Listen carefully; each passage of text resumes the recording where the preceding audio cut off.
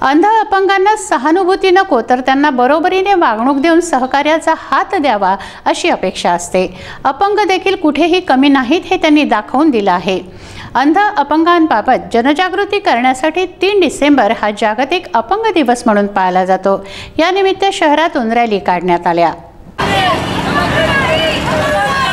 काम रखता कि नहीं हमारे लिए प्रदीप बल्ला खुद जाना चाहिए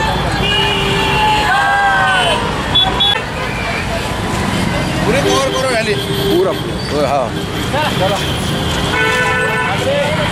पांढऱ्या काठीचा सन्मान करो।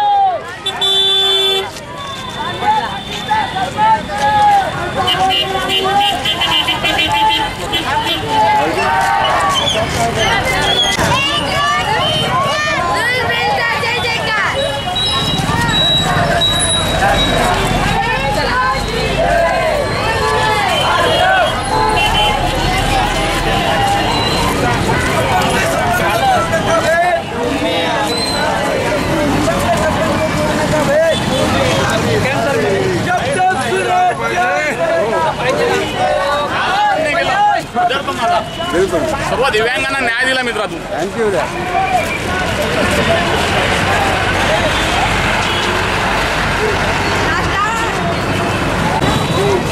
बेटा व्यवस्थित कर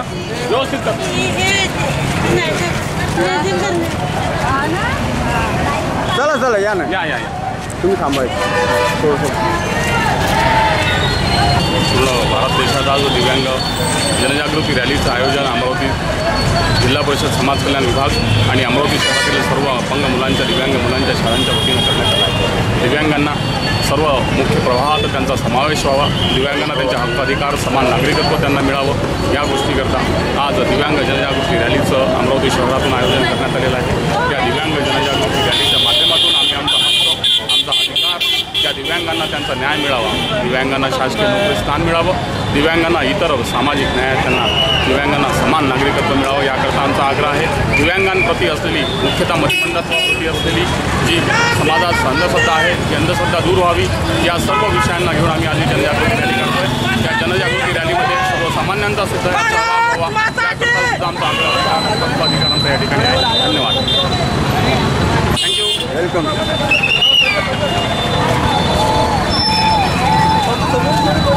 चालू आहे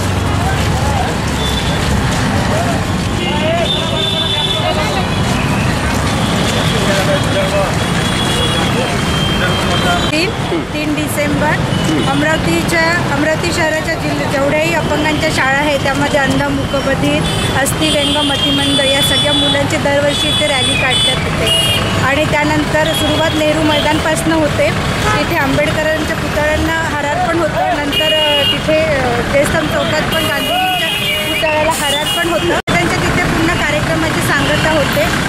दरवर्षी झाकी पण काढण्यात येत असतात। सुरुवातीला काढलेले आहेत झाकी पण। अशा प्रकारे हा अपंग दिन साजरा करण्यात येतो। 200 लोकांचा स्टाफ, जिल्हा समाज कल्याण अधिकारी त्यांची टीम असते।